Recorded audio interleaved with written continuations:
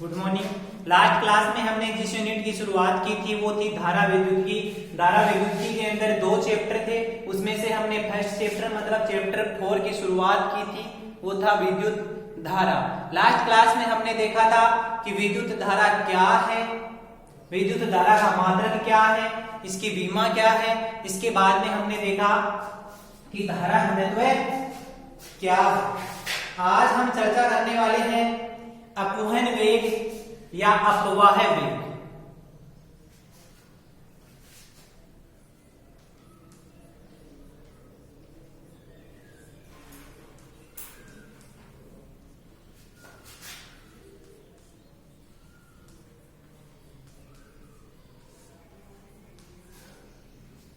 अपवहन वेग या अपवाह वेग, ड्रिफ्ट वेलोसिटी।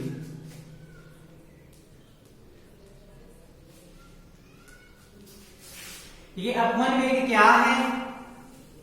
हम लास्ट क्लास में जब पढ़ रहे थे मुक्त माध्य मुक्त पथ, उसमें हमने देखा था कि ये कोई चालक था,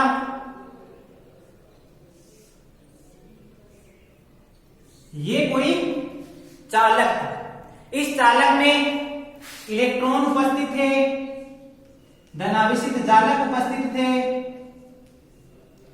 ये इलेक्ट्रॉन अपनी ऊष्मीय ऊर्जा के कारण आपस में एक दूसरे से यादृच्छिक टक्कर कर रहे थे।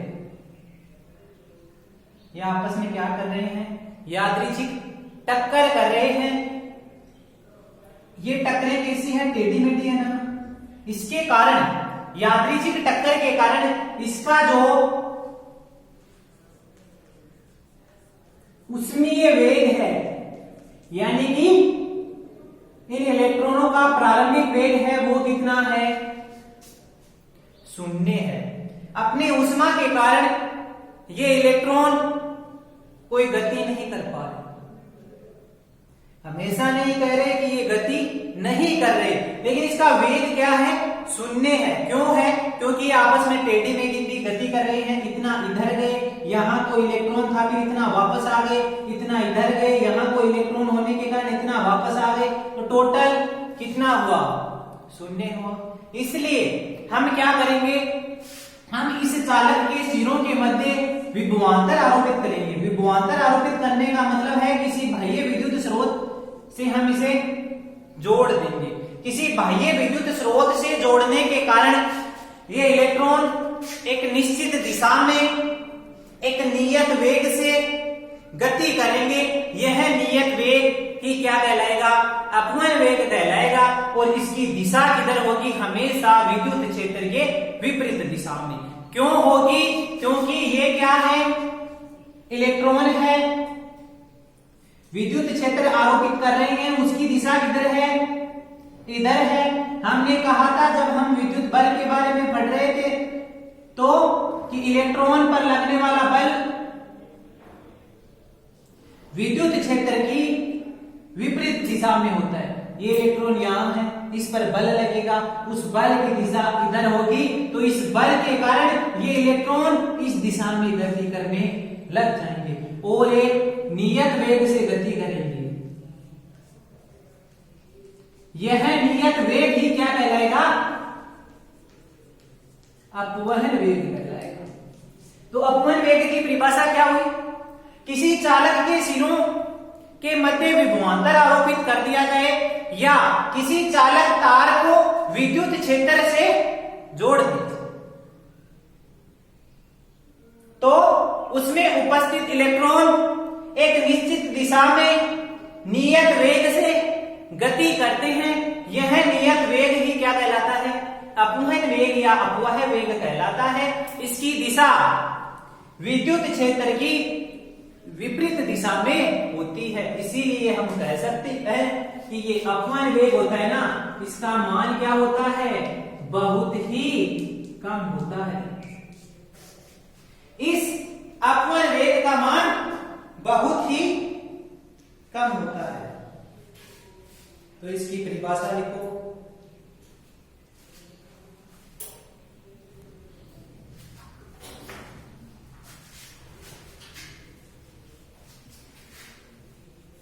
किसी चालक के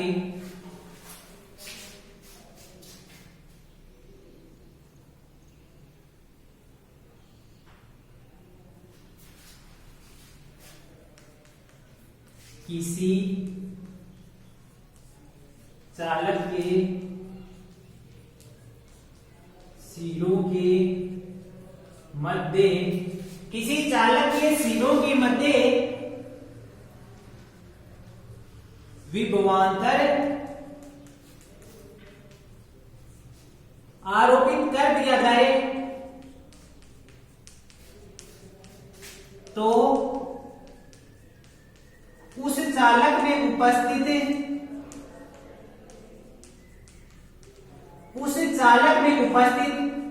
इलेक्ट्रॉन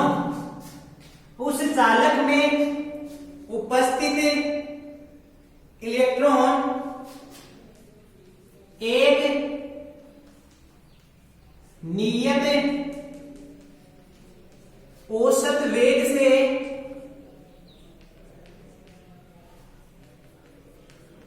गति करते हैं।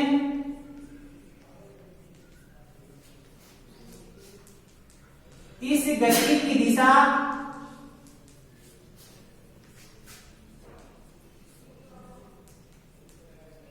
विद्युत क्षेत्र के विपरीत दिशा में होती है। इस नियत वेग को ही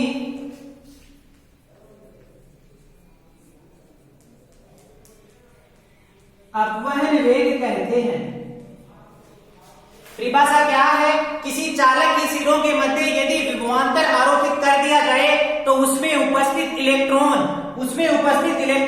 एक निश्चित दिशा में एक नियत वेग से गति करेंगे। ये निश्चित दिशा सदैव विद्युत क्षेत्र की विपरीत दिशा में होगी।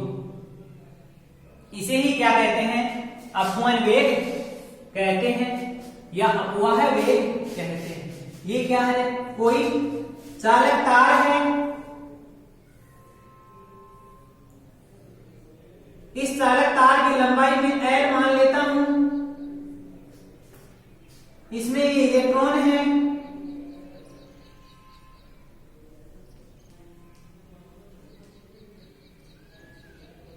ये क्या है? इलेक्ट्रॉन है।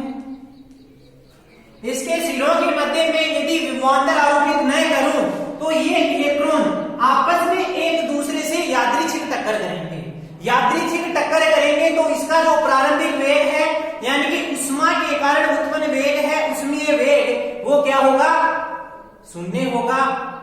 यदि इस चालक के सिरों के मध्य हम विभवांतर आरोपित कर देते हैं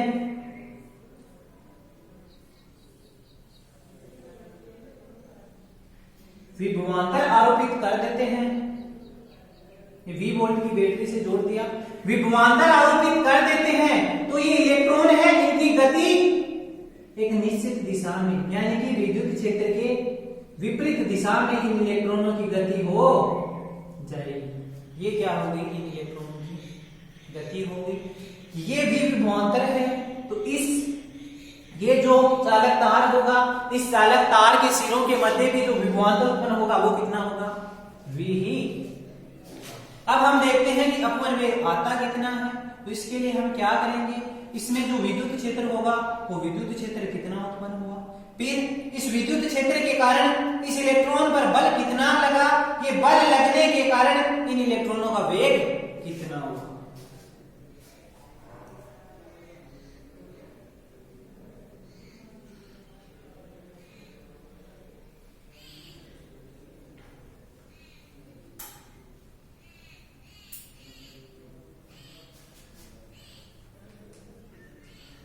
चालक तार में उपस्थित विद्युत क्षेत्र, हमने विद्युत क्षेत्र व विद्युत विभव के बीच में एक संबंध पढ़ा था, वो क्या था? E बराबर VT था या V बराबर E अपॉन L था। V बराबर क्या था? ED था। तो यहां से हम इसके E के बराबर करेंगे तो ये क्या हो जाएगा? V अपॉन D की जगह क्या आएगा? L आएगा। ये इसमें उपस्थित क्या हो गया? विद्युत क्षेत्र। ये बाह्य विद्युत क्षेत्र उपस्थिति के कारण इस इलेक्ट्रॉन पर लगने वाला बल कितना होगा?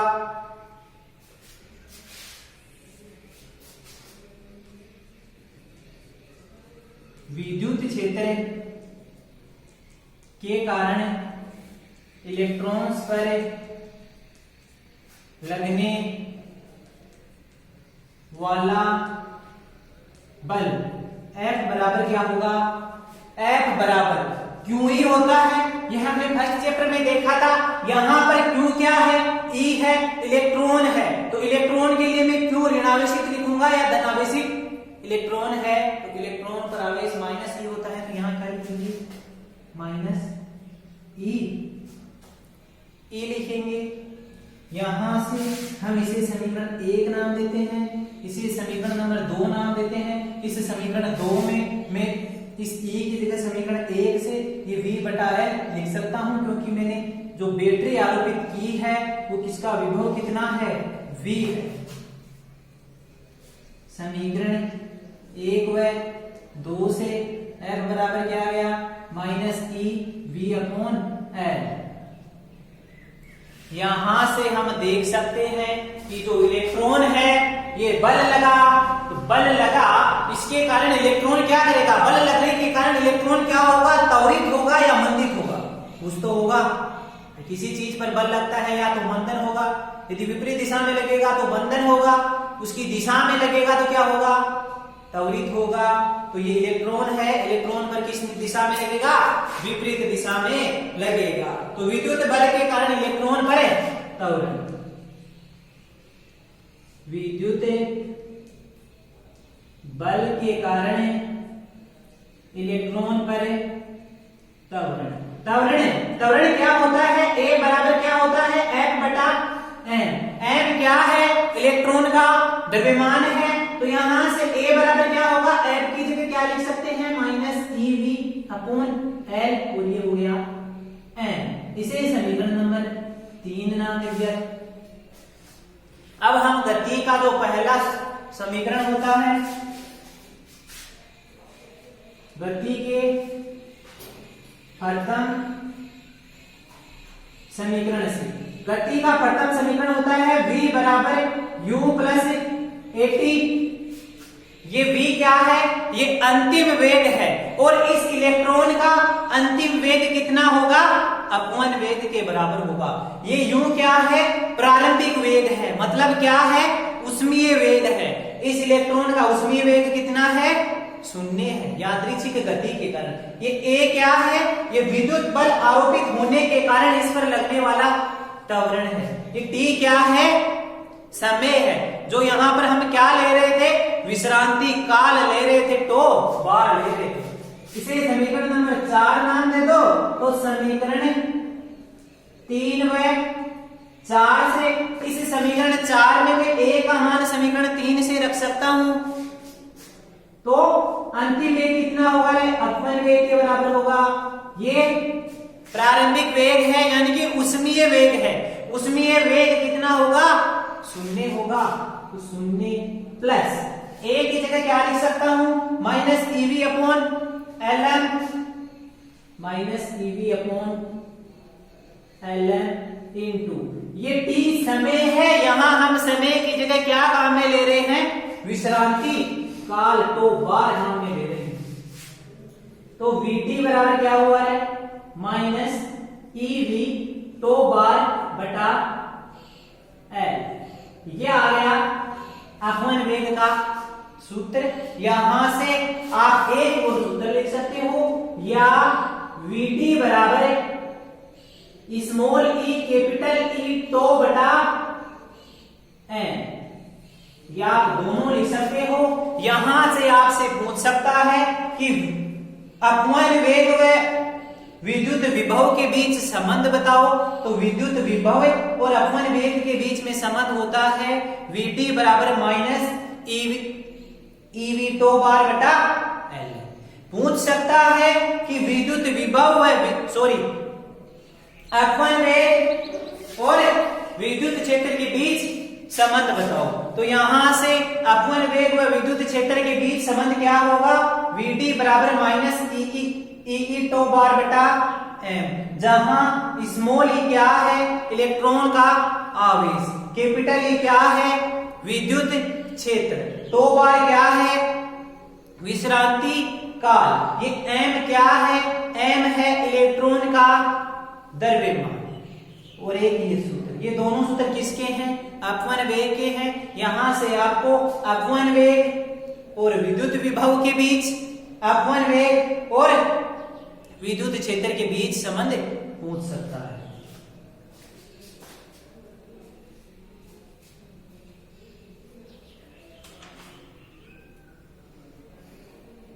तो यहां से हम कह सकते हैं कि जो अपवन वेग है वो विद्युत विभव के क्या होता है, समानुपाती होता है।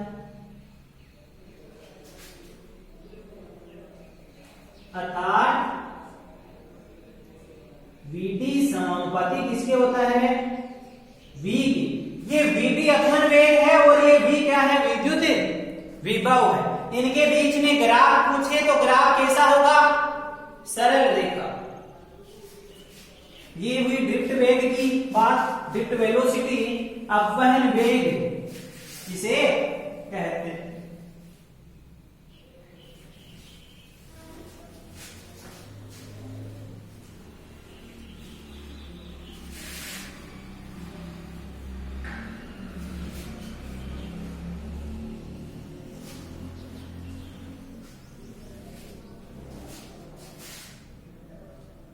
हमारे पास संबंध क्या आया, Vt बराबर माइनस EV टो बार बटा Ln। ये हमने ज्ञात। यहां से एक चालक तार है, तो उस चालक तार की जो लंबाई है वो लंबाई भी क्या है, निश्चित है। उस चालक तार में उपस्थित इलेक्ट्रॉन है, उस इलेक्ट्रॉन का द्रव्यमान भी क्या है, निश्चित है। टो बार भी क्या है, निश्चित है। ई मतलब इलेक्ट्रॉन पर आवेश भी क्या है, निश्चित है। इसमें जो परिवर्ती होगा वो क्या होगा, विभव, चालक के सिरों के मध्य विभवांतर। तो यहां से क्या आया, Vt समानुपाती क्या आया, V आया। यदि इस Vt अपवन वेग और विद्युत विभव के बीच ग्राफ पूछे तो ग्राफ कैसा होगा, समानुपाती। मैं एक्स एक्सिस पे क्या मान लू, विभव मान लू, वाई एक्सिस पे क्या मान लू, अपवन वेग मान लू, और इनके बीच यदि ग्राफ पूछा जाए तो ग्राफ कैसा होगा, एक सरल रेखा, Vt समानुपाती V।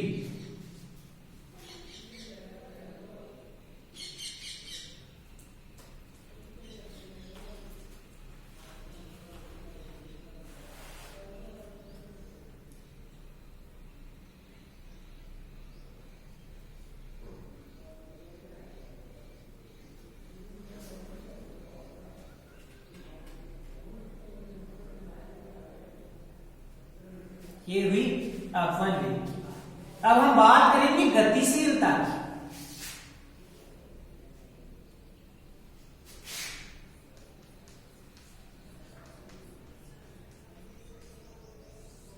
गतिशीलता, गतिशीलता मतलब मोबिलिटी।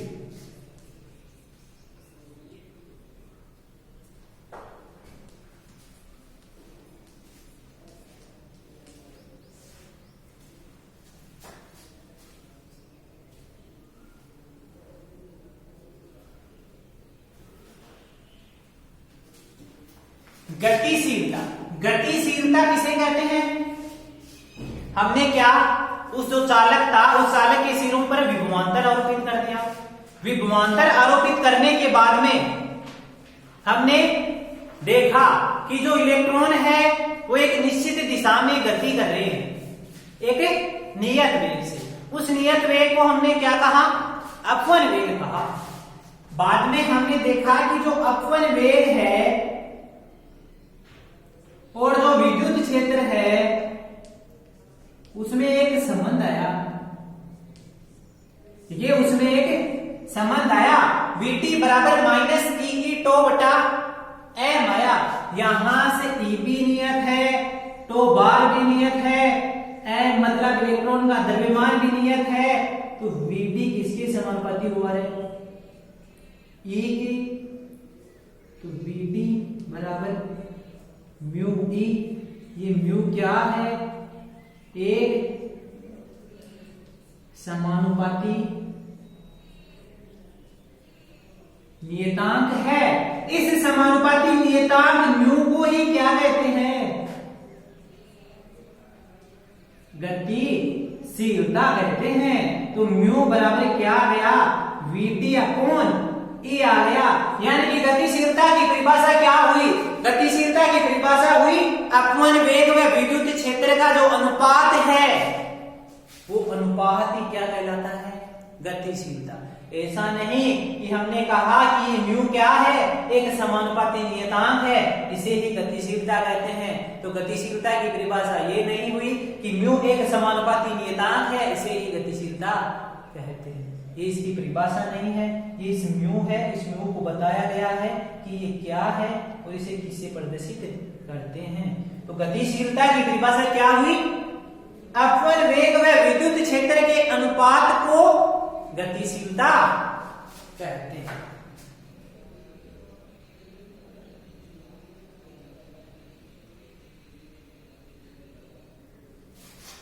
यहां से आप लिख सकते हो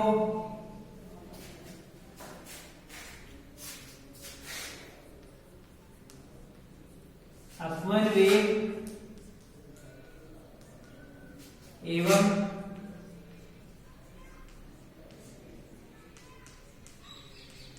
विद्युत क्षेत्र के अनुपात को ही गतिशीलता मोबिलिटी कहते हैं। ये जो Vd है वो किसकी समानुपाती है? E के। यहां से Vd बराबर आ गया म्यू E। ये म्यू क्या है? ये म्यू है एक समानुपाती नियतांक। इस समानुपाती नियतांक म्यू को ही क्या कहते हैं? गतिशीलता। म्यू क्या है? एक समानुपाती नियतांक है, इसे ही क्या कहते हैं? गतिशीलता। म्यू बराबर क्या आ गया है? Vd अपॉन E आ गया।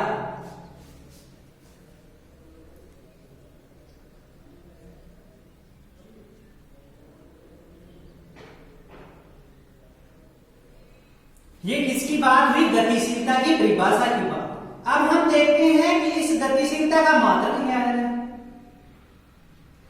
म्यू बराबर क्या है? Vd अपॉन E है। ये V क्या है? अपवन वेग है। इसका मात्रक क्या है? मीटर प्रति सेकंड है। म्यू बराबर क्या हुआ? Vd अपॉन E हुआ। तो इसका मात्रक देखेंगे तो हम अपवन वेग का मात्रक क्या होता है? मीटर प्रति सेकंड होता है। और विद्युत क्षेत्र का मात्रक क्या होता है? वोल्ट प्रति मीटर होता है। तो यहां से जो मात्रक निकल के आएगा वो आएगा मीटर स्क्वायर प्रति वोल्ट इंटू सेकंड। ये इसका मात्रक हो गया।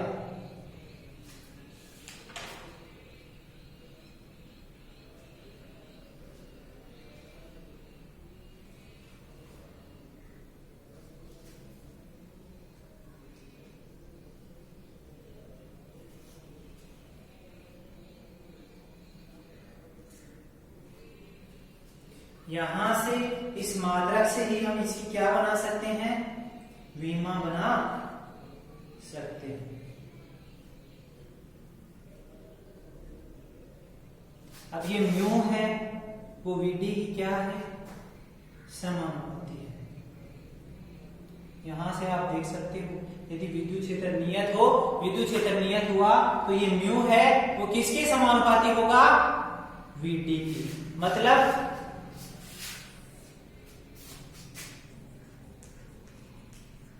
अपन वेग व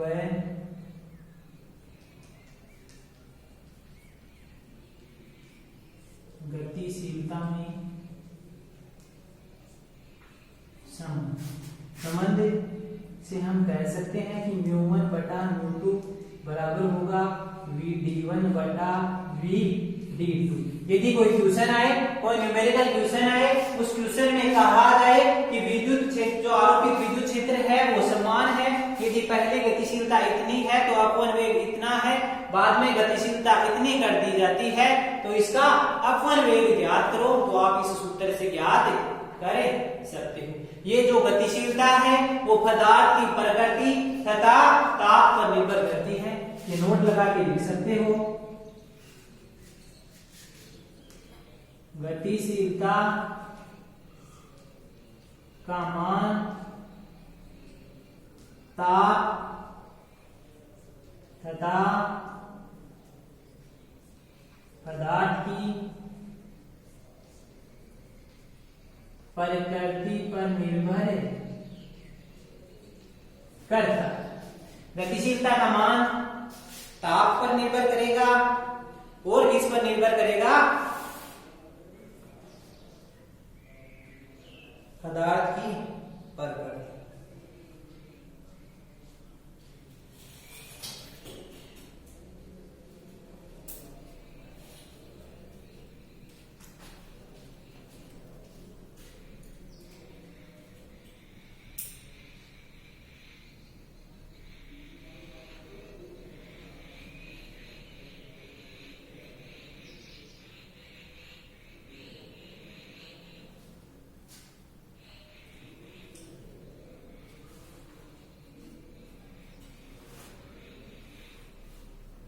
अब हम देखते हैं कि जो अपवहन वेग है, अपवाह वेग है, उसका विद्युत धारा के साथ क्या संबंध है।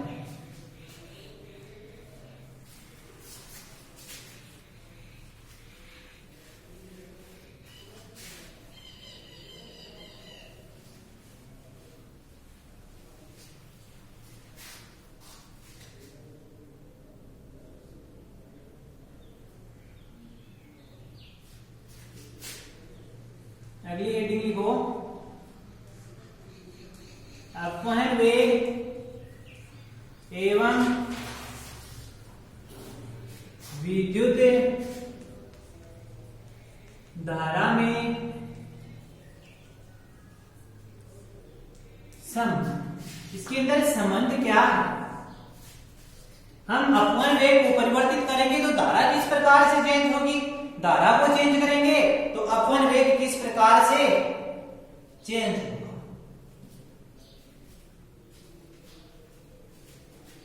इसके लिए हम क्या मानते हैं, ये कोई L लंबाई का चालक तार मानते हैं। इस चालक तार की लंबाई क्या है, L है। इसमें ये क्या है, इलेक्ट्रॉन उपस्थित हैं।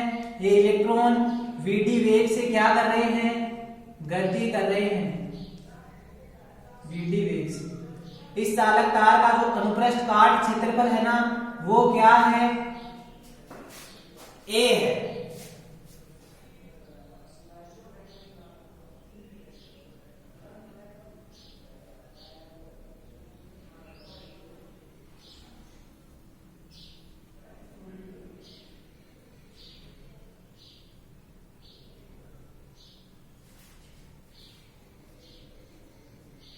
तो इसमें लिखो, माना एक चालक तार जिसकी लंबाई L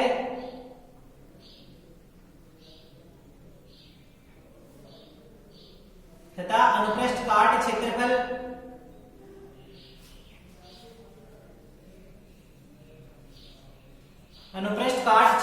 A है तथा इस चालक तार के प्रति एकांक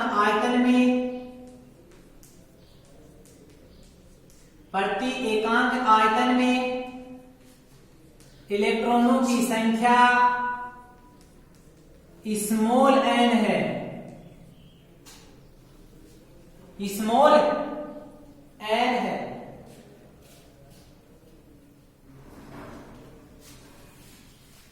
अतः चालक तार का आयतन V बराबर क्या होता है, क्षेत्रफल इंटू लंबाई। तो क्षेत्रफल क्या है, A है, लंबाई क्या है, L। ये चालक तार का क्या आया, संपूर्ण आयतन है। अब हम देखते हैं कि इस संपूर्ण आयतन में कितने इलेक्ट्रॉन उपस्थित हैं। संपूर्ण आयतन में उपस्थित इलेक्ट्रॉनों की संख्या। हमने माना प्रति एकांक आयतन में इलेक्ट्रॉन क्या है, स्मॉल n है। तो इसे यदि हम इसके संपूर्ण आयतन से गुणा कर दें तो ये इलेक्ट्रॉनों की संख्या आ जाएगी जो इसके संपूर्ण आयतन में उपस्थित है। तो संपूर्ण आयतन में उपस्थित इलेक्ट्रॉन क्या है, कैपिटल N है, वो किसके बराबर है, स्मॉल n इंटू V। यहाँ V क्या है, आयतन है। अब हम देखते हैं कि इसमें जो आवेश है वो आवेश का मान कितना है।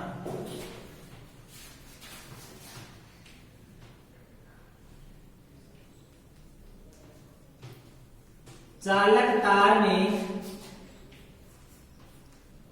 उपस्थित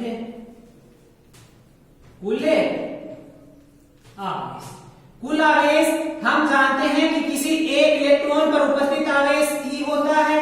तो कुल आवेश कितना होगा है, जो इसमें इलेक्ट्रॉन उपस्थित होंगे, उपस्थित इलेक्ट्रॉनों का E गुणा होगा। तो कुल आवेश क्यों है, वो किसके बराबर होगा, n इंटू E के बराबर होगा। यहां से ये n है वो किसके बराबर है,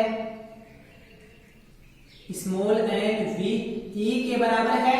जहां ये V है वो किसके बराबर है, A इंटू L के बराबर है। तो क्यों बराबर क्या आया, NaLE आया। ये इस चालक तार में उपस्थित इलेक्ट्रॉनों की संख्या आ गई। अब हम देखते हैं विद्युत धारा है उसकी परिभाषा से। विद्युत धारा की परिभाषा क्या होती है, धारा की परिभाषा से, धारा की परिभाषा क्या होती है, I बराबर Q अपॉन T।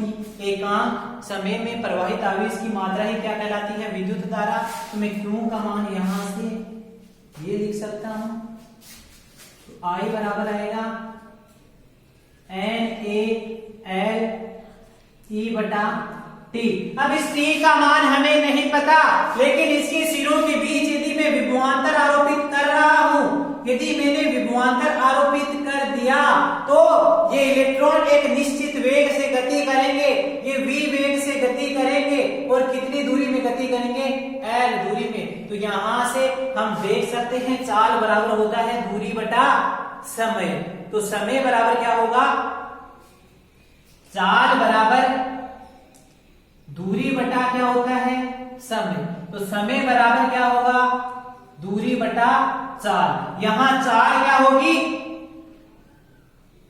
Vd होगी, अपन वेग से गति करेगा, और दूरी क्या होगी, L होगी। अतः समय T बराबर दूरी बटा चाल हो गया। तो T बराबर दूरी कितनी है, L है, और चाल क्या है, Vd है। तो इस T की जगह हम रख सकते हैं क्या है, L बटा Vd। अतः है I बराबर NaLE अपॉन टी की जगह एल बटा वी डी, ये एल से एल कट जाएगा तो आई बराबर आ जाएगा N E A V D. ये आ गया, ये आ गया अपवन वेग, यानी कि धारा किसके समानुपाती होती है? अपवन वेग के समानुपाती होती है। धारा और अपवन वेग के अंदर जो संबंध आया वो संबंध क्या आया? आई बराबर N E A V D आया। यहां से ये तो आया धारा और अपवन वेग का संबंध। अब आप यहां से देख सकते हो ये अपवन वेग है ना, इस अपवन वेग की जगह हम क्या रख सकते हैं? म्यू ई रख सकते हैं, क्योंकि म्यू बराबर क्या था? वी डी अपॉन ई था। चूंकि वी डी बराबर क्या है? म्यू ई हो तो आई बराबर एन ई ए म्यू ई आ गया।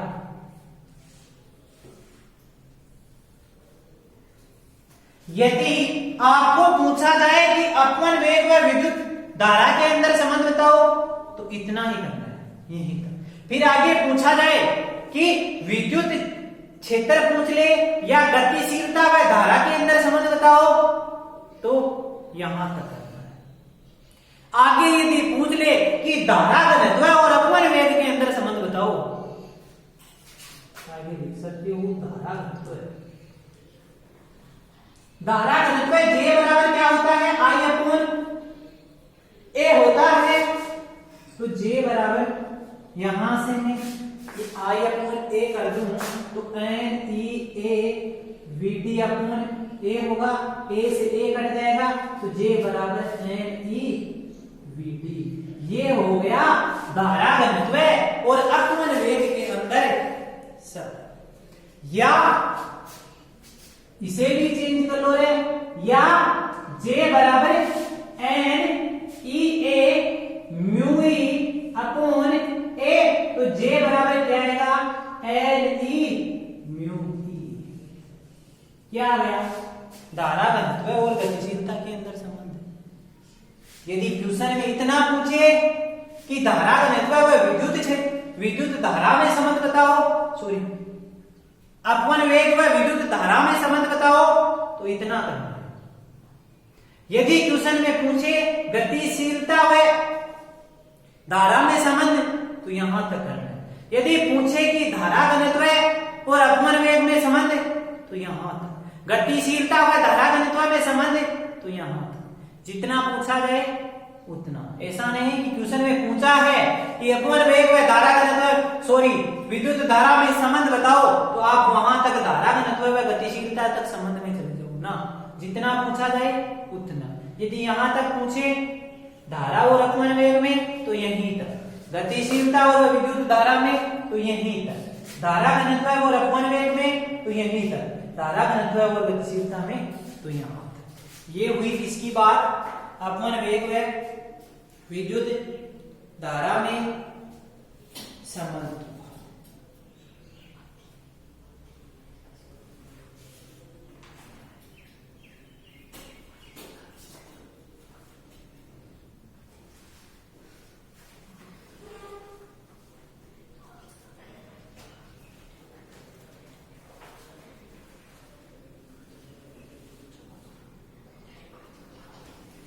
अब हम चर्चा करने वाले हैं ओम के नियम। ओम का नियम आपने 10वीं क्लास में पढ़ा होगा। ओम का नियम क्या है? यदि कोई चालक तार हो, उस चालक तार की भौतिक अवस्थाएं क्या हो? समान। भौतिक अवस्थाओं का मतलब है उसकी लंबाई, अनुप्रस्थ काट क्षेत्रफल, ताप का मान क्या हो? समान हो। तो क्या होता है? तो होता है कि उस चालक तार के जो सिरों के मध्य विभवांतर उत्पन्न होता है, वो विभवांतर उस चालक तार में प्रवाहित धारा की क्या होता है? समानुपाती होता है।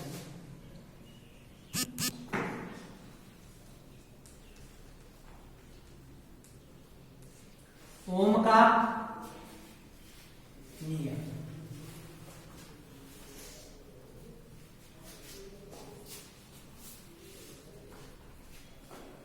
Ohm's law.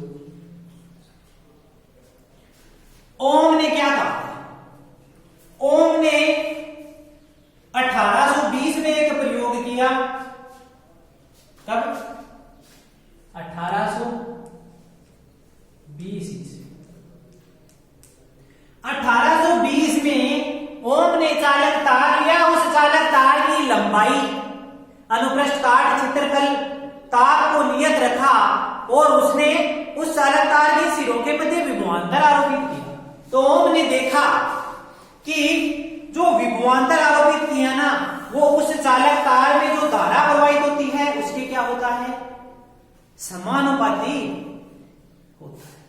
तो इसमें लिखो, इस नियम के अनुसार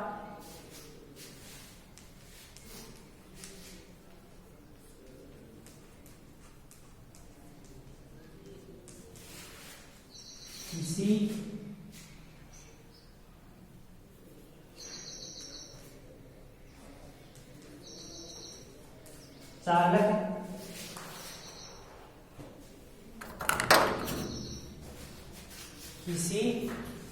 चालक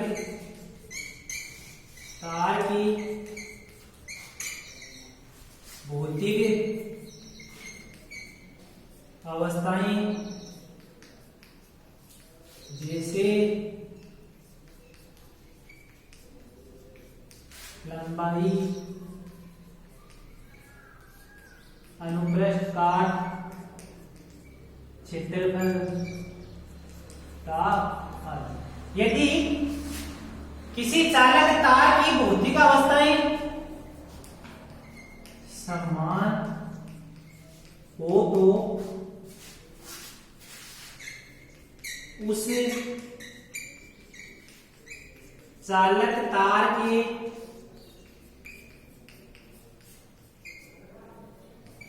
सिरों के मध्य उत्पन्न विभवांतर प्रवाहित धारा के समानुपाती होता है।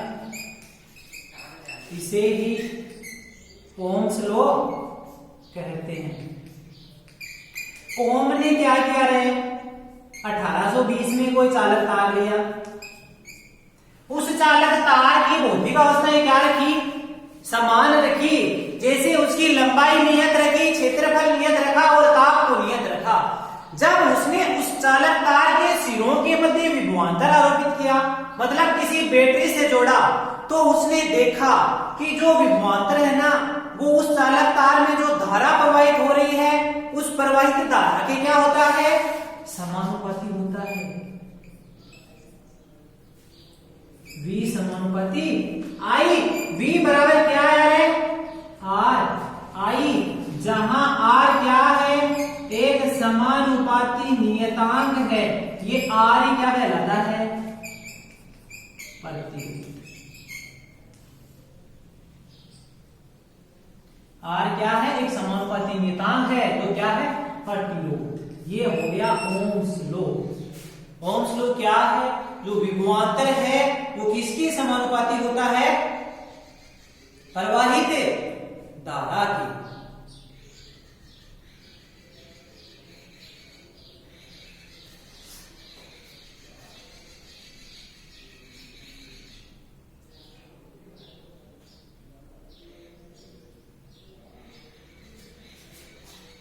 यहां से आप V और I में ग्राफ बना सकते हो।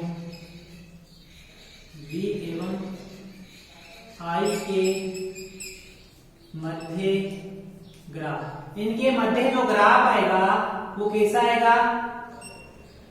एक समानुपाती ग्राफ आएगा। इधर V मान लें, इधर I मान लें, तो इनके बीच जो ग्राफ आएगा वो समानुपाती ग्राफ। V समानुपाती I। यदि ये कोण थीटा हो तो यहां से टेन थीटा, जिसे दुनिया ढाल के नाम से जानती है, जिसे अंग्रेजी में स्लोप कहते हैं, वो स्लोप किसके बराबर होगा? प्रतिरोध के बराबर होगा। वो किसके बराबर होगा? V अपॉन I के बराबर होगा। ये कोण क्या है?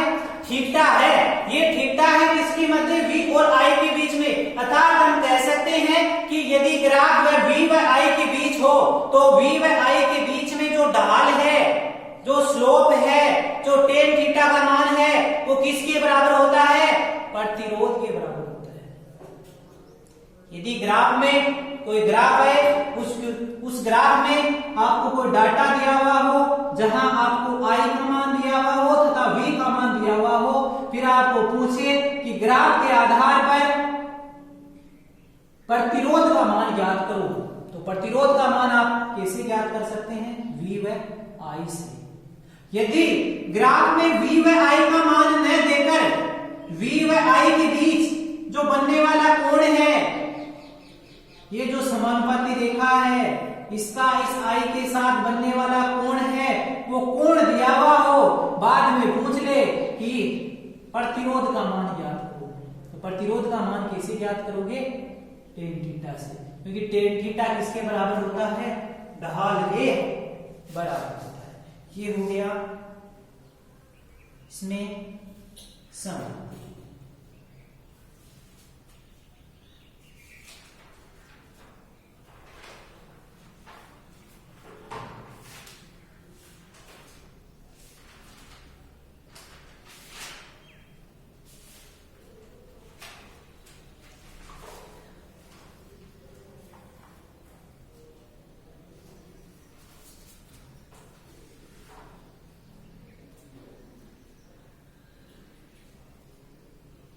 अब हम देखते हैं जो ओम के नियम का क्या होते हैं? अपवाद होते हैं। वो क्या होते हैं? अनोमीय पदार्थ होते हैं।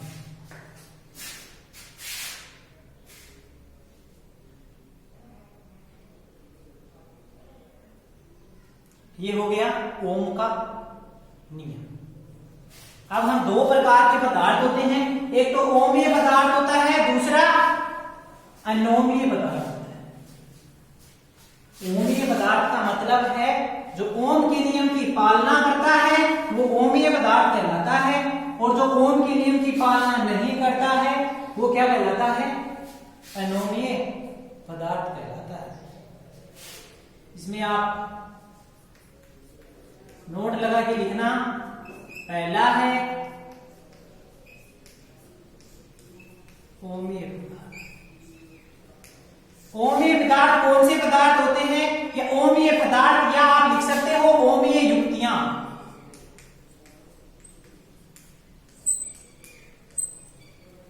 ओमीय युक्तियां कौन सी होगी? जो युक्तियां ओम के नियम की पालना करती है। किसकी? ओम के नियम की पालना करने वाली जो युक्तियां है वो क्या कहलाएगी? ओमीय युक्तियां। और जो ओम के नियम की पालना नहीं करती वो क्या कहलाएगी? अनोमीय युक्तियां।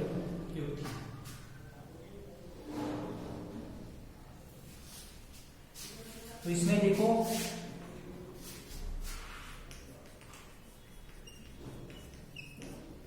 वे युक्तियां जो ओम के नियम की पालना करती है,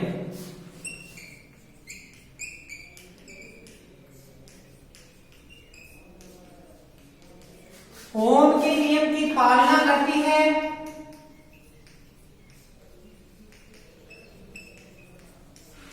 ओमीय युक्तियां कहलाती है। इसमें ग्राफ कैसा आएगा? V व I के बीच में एक सरल रेखा आएगा। ये हुई ओमीय युक्तियां। दूसरी युक्तियां होती है अनोमीय। अनोमीय युक्तियां कौन सी होती है? जो ओम के नियम की पालना नहीं करती। मतलब इसमें जो ग्राफ आएगा V व I के बीच वो कभी भी सरल रेखा नहीं आएगा। ऐसी युक्तियां जो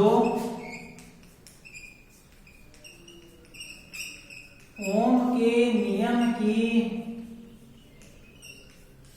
पालना नहीं करती।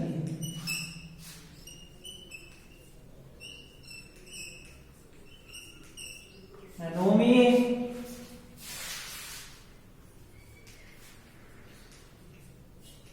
युक्तियां कहलाती है। इसमें V व I के बीच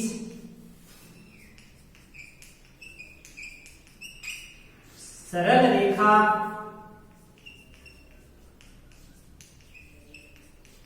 का ग्राफ नहीं होता है। मतलब इसमें ग्राफ, इस प्रकार का ग्राफ नहीं आएगा।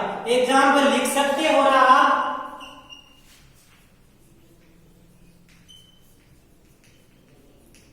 ज्यादातर तो कैसी होती है, ओमीय युक्तियां होती है। तो अनोमीय का आप एग्जाम्पल लिख सकते हो, विद्युत बल्ब,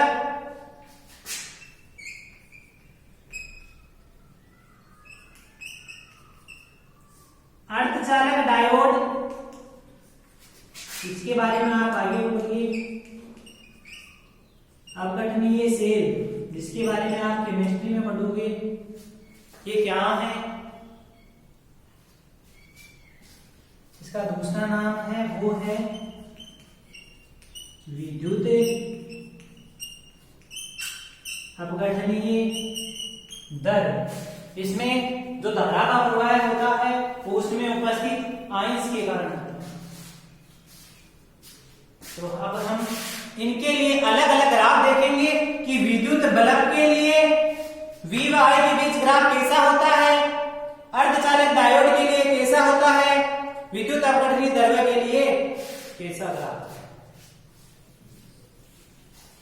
इनके बीच में जो ग्राफ आएगा ना, वो कभी समान रेखा वाला ग्राफ नहीं आएगा, सरल रेखा वाला ग्राफ नहीं आएगा।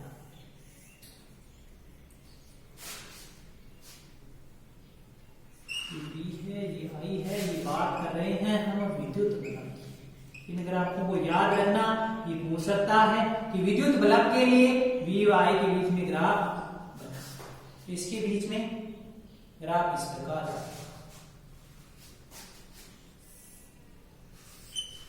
ये B है, ये I है, ये हम बात कर रहे हैं डायोड। जो डायोड होता है उसमें ग्राफ कैसा आता है, ऐसा, फिर ऐसा होता है, फिर यहां से ऐसा होता है। ये होगी डायोड।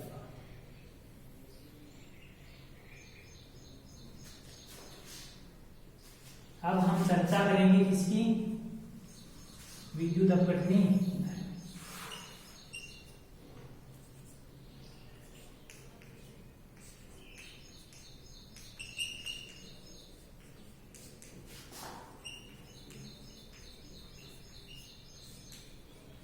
इसके बीच में जो ग्राफ आएगा वो आएगा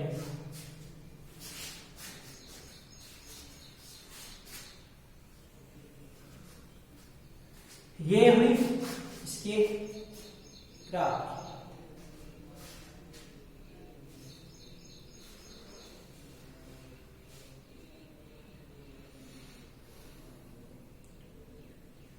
आज के लिए इतना ही।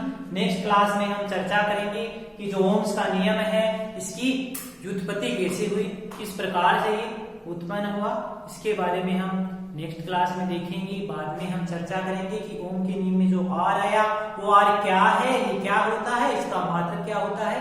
इनकी चर्चा हम किसमें करेंगे, नेक्स्ट क्लास में। Thank you.